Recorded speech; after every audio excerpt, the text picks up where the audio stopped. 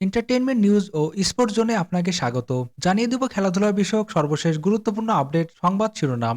বলিভিয়াকে হারিয়ে সুপার সিক্সে আর্জেন্টিনা। জানিয়ে দেব গল টেস্টে অজিদের দাপট, স্টার্কের বিশেষ অর্জন। এরপর জানিয়ে দিব বড় জয়ের অপেক্ষা বাড়ল রিয়াল মাদ্রিদের। এবং আরও জানিয়ে দিব খালেদ শরীফুলের ড্রয়ের ম্যাচে প্লে অফে চিটাগাং কিংস।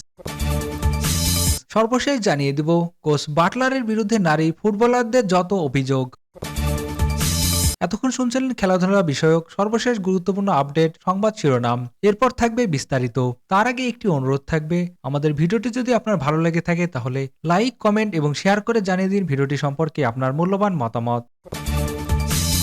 বলিভিয়াকে হারিয়ে সুপার সিক্সে আর্জেন্টিনা। চিরপ্রতিদ্বন্দ্বী ব্রাজিলকে ৬-০ গোলে উড়িয়ে দক্ষিণ আমেরিকার অনূর্ধ্ব-২০ চ্যাম্পিয়নশিপের শুভ সূচনা করেছিল আর্জেন্টিনা, কিন্তু পরের ম্যাচে কলম্বিয়ার কাছে পয়েন্ট হারায় আলবিসেলেস্তে জুনিয়ররা। তবে ঘুরে দাঁড়াতে সময় নেয়নি তারা। বলিভিয়াকে হারিয়ে জয়ে ফিরেছেন আর্জেন্টিনা। মঙ্গলবার ২৮ জানুয়ারি ভেনেজুয়েলার ভ্যালেন্সিয়া শহরে মিসাইল দেলগাদো স্টেডিয়ামে বলিভিয়াকে ১-০ গোলে হারিয়েছে তারা। এই জয়ে সুপার সিক্সে জায়গা করে নিয়েছে আর্জেন্টিনা। এদিন ম্যাচের শুরু থেকে আক্রমণ চালাতে থাকে আর্জেন্টিনা, কিন্তু জয়সূচক একমাত্র গোলটি আসে নির্ধারিত সময় শেষ হওয়ার ৪ মিনিট আগে। ৮৬ মিনিটে আর্জেন্টিনার হয়ে একমাত্র গোলটি করেন রদ্রিগেজ। এই জয়ে বি গ্রুপের শীর্ষে আছে আর্জেন্টিনা। ৩ ম্যাচে ২ জয় ও ১ ড্রয়ে তাদের পয়েন্ট ৭। গ্রুপ পর্বে আর্জেন্টিনার শেষ ম্যাচ ১ ফেব্রুয়ারি। গল টেস্টে অজিদের দাপট, স্টার্কের বিশেষ অর্জন। স্টিভেন স্মিথের পর সেঞ্চুরি পেলেন জশ ইংলিশও। অন্যদিকে আগের দিনে শতকটাকে দ্বিতীয় শতকে রূপান্তর করলেন উসমান খাজা। এরপর বল হাতে স্টার্ক লায়নদের জ্বলে ওঠা, তাতে গল টেস্টের নিয়ন্ত্রণ ধরে রেখেছে অজিরা। বৃহস্পতিবার ৩০ জানুয়ারি গল টেস্টের দ্বিতীয় দিনে ৬ উইকেটে ৬৫৪ রান নিয়ে ইনিংসের ঘোষণা করে অস্ট্রেলিয়া।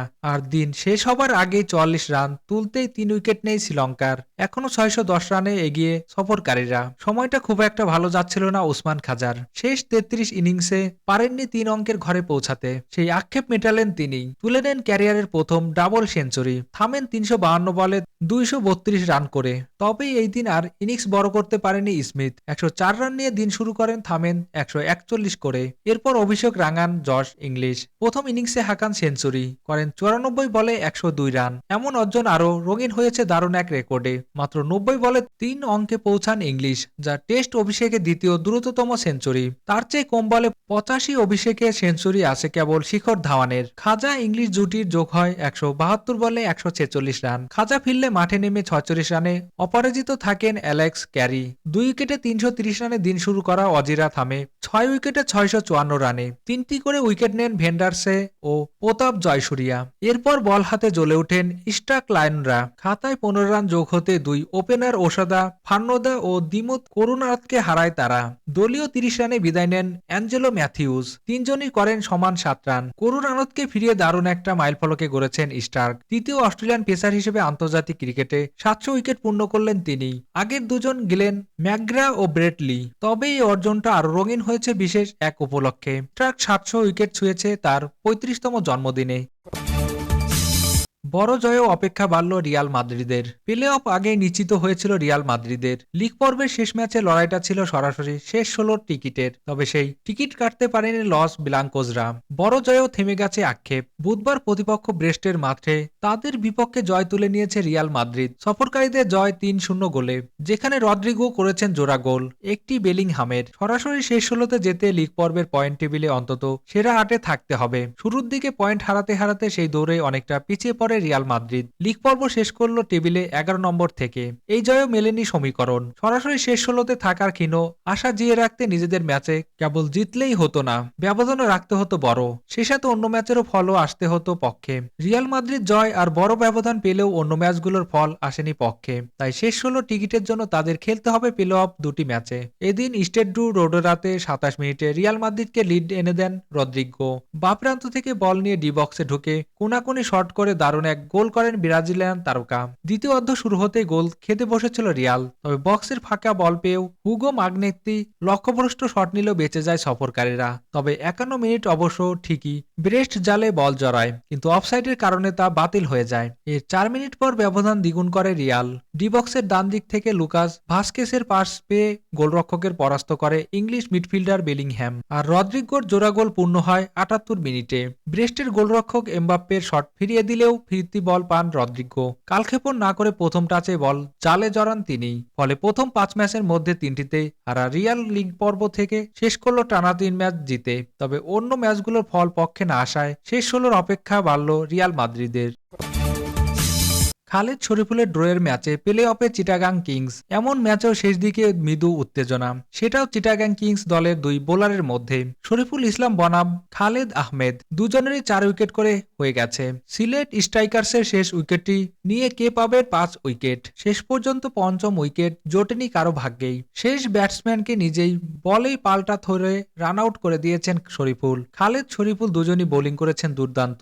শরীফুল তো ৪ উইকেট নেয়ার পাশাপাশি শিকল পরিয়ে রেখেছিলেন সিলেটের ব্যাটসম্যানদের। ৩.২ ওভারে মাত্র ৫ রান নিয়েছে ৪ উইকেটে, সঙ্গে ১ ওভার মেডেন। সেই সুবাদে ম্যান অব দ্য ম্যাচও। ৩১ রানে ৪ উইকেট নেয়া আরেক পেসার খালেদ একবার হ্যাটট্রিকেরও সুযোগ পেয়েছিলেন। এর আগেও ব্যাট হাতেও করেছেন ১৩ বলে অপরাজিত ২৫ রান। সেই দিকে শরীফুল খালেদের ড্র হওয়া লড়াইটা বাদ দিলে আজ রাতের মিরপুর শেরেবাংলা স্টেডিয়ামের প্রায় ফাঁকা গ্যালারির সামনে নিষ্প্রাণ এক ম্যাচই হয়েছে আসলে, যাতে ৯৬ রানের বড় ব্যবধানে জয় তুলে নিয়ে তৃতীয় দল হিসেবে বিপিএল এর প্লে অফ নিশ্চিত করল চিটাগাং কিংস। এর আগে প্লে অফ নিশ্চিত করেছেন ফরচুন বরিশাল ও রংপুর রাইডার্স। ১ ফেব্রুয়ারি লিগ পর্বে নিজেদের শেষ ম্যাচ খুলনা টাইগার্সকে হারাতে পারলে দ্বিতীয় স্থানে থেকে পয়েন্ট তালিকা শীর্ষে থাকা নিশ্চিত করবে চিটাগাং। তাতে ফরচুন বরিশালের বিপক্ষে প্রথম কোয়ালিফায়ার খেলবে চিটাগাং কিংস। রংপুর নেমে যাবে ৩-এ। সিলেটের সামনে চিটাগাং এর ১৯৭ রানের লক্ষ্য দেয়ায় বড় ভূমিকা রেখেছে ওপেনার খাজা নাফে ও অধিনায়ক মোহাম্মদ মিঠুনের ৫০। পাকিস্তানি ব্যাটসম্যান বিপিএলে আজ প্রথম ম্যাচ খেলতে নেমে ৫ ছক্কা ও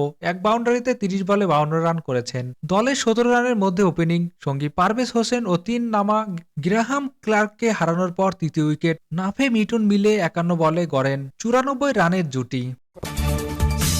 কোচ বাটলারের বিরুদ্ধে নারী ফুটবলারদের যত অভিযোগ।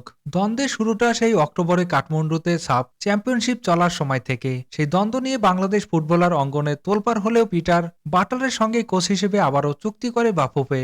যুক্তরাজ্যের এই কোচ ৩ দিন আগে নতুন মেয়াদে দায়িত্ব নিতে ঢাকায় আসার পর সাবিনাদের বিদ্রোহের গুঞ্জন শোনা যায়। সেই গুঞ্জন সত্যি হিসেবে প্রমাণিত হয়েছে। কোচের বিরুদ্ধে বিভিন্ন অভিযোগ তুলে তার অধীনে অনুশীলন ক্যাম্পে অংশ না নেওয়ার ঘোষণা দিয়েছেন খেলোয়াড়দের বড় একটি অংশ।